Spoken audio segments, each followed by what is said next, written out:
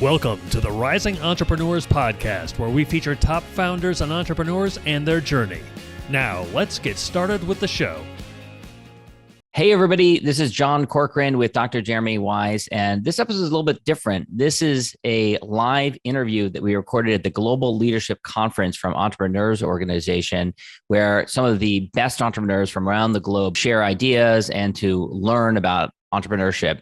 And of course, this episode is brought to you by Rise 25, where we help B2B businesses to give to and to connect to their Dream 100 relationships and partnerships, helping you to run a podcast so that it generates a referral pipeline and ROI. Yeah, I mean, John, after both of us have been podcasting for over a decade, the number one thing in our life is relationships. And we're always looking at ways to give to our best relationships. And we found no better way to do that over the past decade than to profile the people and companies we admire and shout from the rooftops what they're working on. And this interview is no different. So if you've thought about podcasting, you should go to rise25.com to learn more, or email us at support@rise25.com. Thanks, everyone. Enjoy the interview. Enjoy.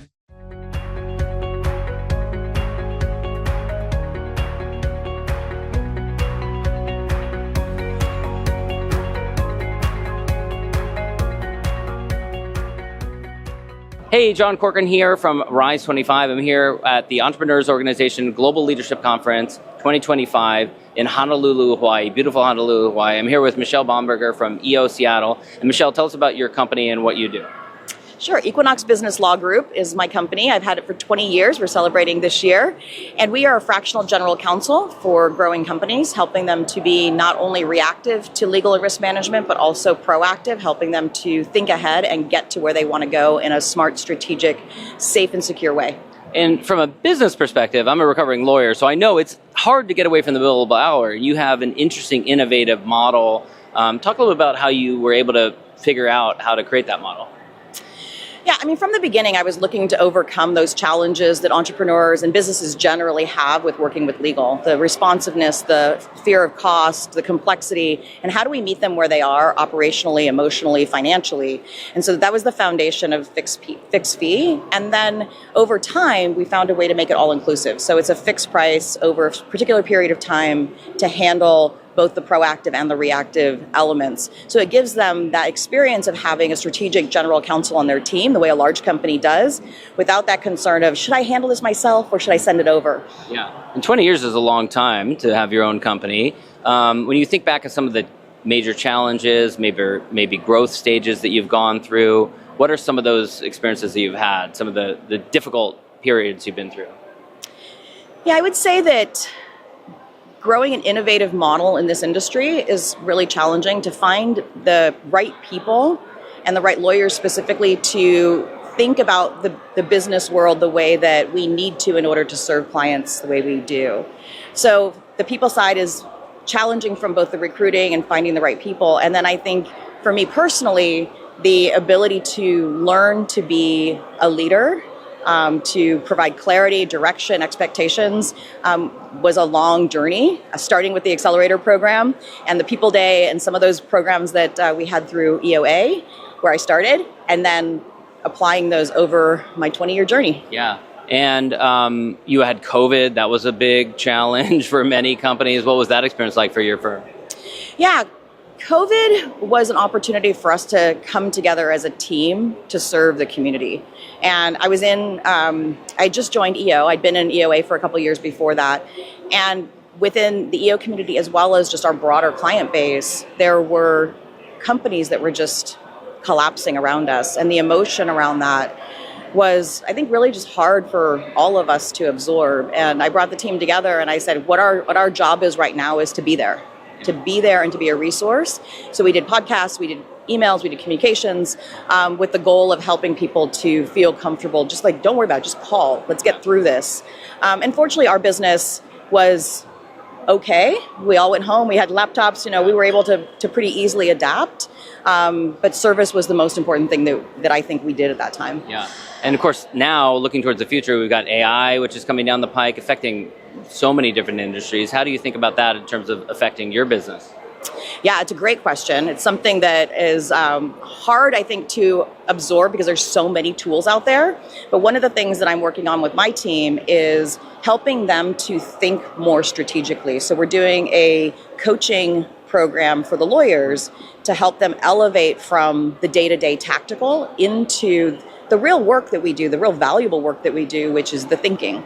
And so teaching them, one, how entrepreneurs show up. How does it feel to stand in those shoes? What are the different parts of the business they need to understand? And then how do they serve as coaches? Yeah. This has been great, Michelle. Where can people go to learn more about you and your firm? Yeah, I'm very active on LinkedIn. So Michelle Bomberger, there's only one of me, I think. And then Equinox.law is our website. And we have a business health assessment there that is complimentary. It takes about 7 minutes to fill out. And you get a comprehensive report to help you think about risk management. Excellent. Thanks so much. Thank you. Okay. Hi, my name is Michael Sacher. I am a senior partner with WestPoint Financial Group. So what is one major challenge that my company has had to overcome? You know, it's an odd question because typically when they say when the market is down that people need help, or when the market's up they have money. So the roadblocks are really more a function of right now dealing with all the factors that we can't control. There's a lot of variables in the financial world, and right now more than ever, they're coming at us left and right, and we have to try to provide guidance to our clients as to where to go when the roadmap now has become far more confusing than ever. It's really all about communication, is just being open and authentic with our clients and saying like, look, right now there's a lot of confusion, there's a lot of disruption going on in the world today, and I just want you to know I'm here for you, we're gonna talk about it, we're gonna be with you, and it's really allowed us to connect better and not just rely on the same, oh, the market always goes up, don't worry about it. It really is about communication now. So a major milestone that we're really proud of in our journey has been the fact that year over year we've experienced double-digit growth in the overall revenue that our company has produced. And the result of that is because of the advisors that we have and the clients who work with us continuing to trust us and continuing to invest with us. And that in spite of downturns in the market and economic uncertainty, they've continued to stay with us, continue to refer people to us. And the fact that we continue to experience that growth has just been an amazing testament to the advisors in our firm. So as it relates to what are some resources that I think other entrepreneurs should check out, this might sound silly, but I think it's talk to an advisor. In so many walks of life, we always go see professionals. We go see a doctor when we need help. We go see a mechanic when our car is broken. But unfortunately, in the financial world, we tend to wait until we think everything's really good before we seek help. And I think just as a simple resource is go talk to a professional. People in the financial world really know what they're doing. And just because we all make money and we all think we know how to handle it ourselves, well, I would encourage you just talk to somebody. Get somebody else's feedback and find somebody who you can trust, who wants to be there with you through the journey. If you're looking to find me, you can always find me in Cincinnati and at www.westpointfinancialgroup.com or at msacher@financialguide.com.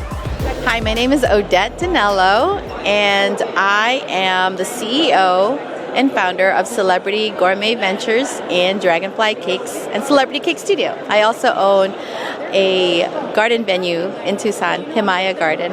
Where did the idea to start my company? Well, I was a teacher, and my family, my husband and I moved from Guam to Washington State, and we couldn't find jobs. And since I grew up in a bakery and I've been decorating cakes all my life, we decided to open up a bakery, and that was 26 years ago. Within those 26 years, the hurdles, so many. First of all, a really bad planning. I didn't have a business plan and basically just kind of leaped into it and fixed it as it went, and which was made it really hard. Some of the other challenges, it's also an opportunity, was that I didn't have children yet. And then I got pregnant, raised my kids along with the business, and I basically grew up with this business, and it's been a journey. And it's also, other challenges would be just working with our, with a team that evolves. There's a lot of regulations that evolve. There's so many other, there's other things that you can't control, like COVID. But overall, it all turned out to be opportunities in the long run. So I wouldn't call them challenges. I just call them the opening the doors for opportunity. The major milestones that I'm proud of, well, I run the business with my family. So my husband and I just celebrated our 29th year anniversary. My sister and I have been in business together for 26 years, and that's normally not recommended to work with your family, but I absolutely enjoy working with my family. And last year, my daughter, who just graduated from the University of Arizona, came into the business and is now the director of marketing, which is a testament to the fact that we have built a business that even my children are proud to continue on in the future. The advice that I would give to other entrepreneurs is to remember that you just being yourself is a gift to the world. Like, you don't have to create anything anymore. You, as yourself, is vital and important, and whatever ideas that give you joy, go for it, because it'll bloom and blossom. You can find me on my email at Odette@Celebrity Gourmet Ventures. I'm actually at celebritygourmet.com. You can find me on LinkedIn, and you can also find me on my website. I don't really have a huge social presence that's open to the public, but LinkedIn would be the best way to find me. Hey, John Corcoran. I'm here at the Entrepreneurs Organization Global Leadership Conference in beautiful Honolulu, Hawaii, 2025. And I am a member of EO San Francisco and also the co-founder of Rise 25 B2B podcast. And I am here with John Oliff, who's from EO Durban in South Africa. And we were just talking about, you had one EO business that you started with. This Conversation Lab started in 2012, I think you said. Talk to me a little bit. We're asking people about the challenges that they've overcome, especially in the early years of starting their business. So what was it like in the early years of starting that company? I got it. You got it. Okay, cool. So thanks for having me on. That's cool. Early years was getting specific with what we did. Mm-hmm. And I think they're still struggling with that at the moment. But yeah, it was and getting the market to understand what we were and not pegging you into one little pigeonhole. Yeah. So we had a tagline. I came out of TBWA Hunt Lascaris, and I was always going to do my own thing, but I had a couple co-founders, and we had this tagline called "We Make Brands Social," and everyone just used that and put us in a box of social media, and we weren't that. We were a little bit broader than that. We specialized. That was one of our sharp ends of the wedge, but it was more about getting brands spoken about, like that Oscar Wilde quote everyone knows about, that it's the only thing worse than being spoken about is not being spoken about. So you want people saying good things about your brand, but you want them talking. Yeah. So, and once people were kind of putting you in the box of social, was it difficult to make the market understand that you were much bigger than that? Yeah, exactly. And being like a startup, small and in an established arena, and South Africa's got a high sort of quality product for creativity. So to break through was difficult, but I think we did really well. We pushed the press really hard, the press releases. We won some awards early on, and then just used the momentum there. And I guess like it's that self-belief and entrepreneurial spirit. You disagree and commit, and then you jump off the cliff and build a plan on the way down. Yeah. So it was. I mean, I'm busy doing it again now. Yeah. And it's like I've got that. So that there's some hormone or chemical that is produced in women when they're pregnant, when they're giving birth. Have you heard? You know that? So. I don't think so. it makes them. Maybe I blocked it out. I have 4 kids, but they're a little older now. So there's a hormone that, or chemical, I might get that wrong, so excuse me, but that makes the woman, the female unit, like forget. Oh, to suppress the pain.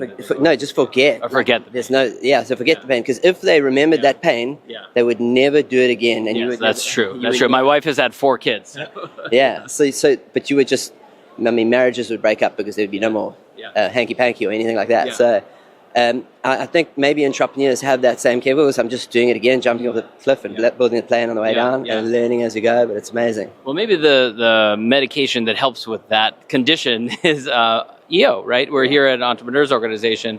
What role has that played for you? How has that helped you? I mean, that's massive. It's I mean, like, it made me realize like my worth, but also, I mean, surrounding myself with people better than me and better than me at other things, but like just better than me and just striving and just learning all the time. Mm-hmm. So I've always been like a lifelong learner, but this has been incredibly structured. So whereas I'm kind of interested in a lot of things, and this is like way more structured, and that's been amazing. Yeah. And what have been your takeaways from this beautiful, you must have traveled 20 plus hours to get here. So what have been your takeaways from the last couple of days here in Honolulu?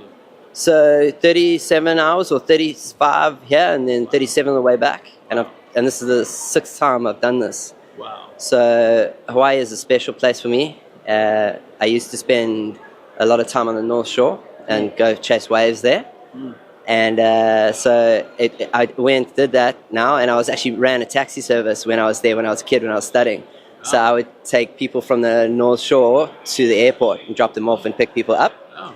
And so I went and did that. Now with some EO members, I rented a car and then went and picked them up, and I didn't charge them. I was going to say, hopefully you didn't charge them the prices you charged back then. Yeah. But so very nostalgic coming back here, and then Hawaii is just like a phenomenal place. The energy here is very different to anything I've ever experienced other than back home. And what about the people here? The people are just like, I love that. It's just, I don't know. You have to experience it. You have to experience the Hawaiians to explain it. But that aloha spirit and that ohana that they talk about, it's more a feeling that can't be translated. Like it's that lost in translation thing. I feel it's just incredible people. Yeah. And you have a new startup called Tim. Tell us about it. Yeah, so Tim is a podcasting and performance marketing agency.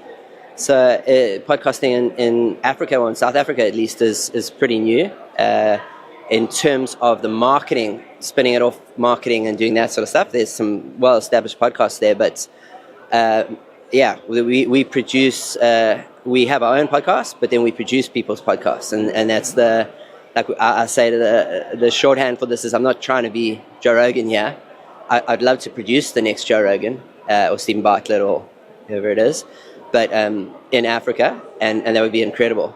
Yeah. So I get those type of people on to the show, and they get to experience. It's a sampling exercise on our show, so you get to experience what a podcast is like, and then if you like it, we just happen to do podcasts. So. If you no strings attached, but yeah. And where can people go to learn more about you and Tim? Yeah, so tim.africa is the website, and then tim.africa on socials and LinkedIn if you look at that. Yeah. Great. John, thanks so much. Thank you so much. Thanks for listening to the Rising Entrepreneurs Podcast. This episode is powered by Rise 25. Please subscribe and check out future episodes.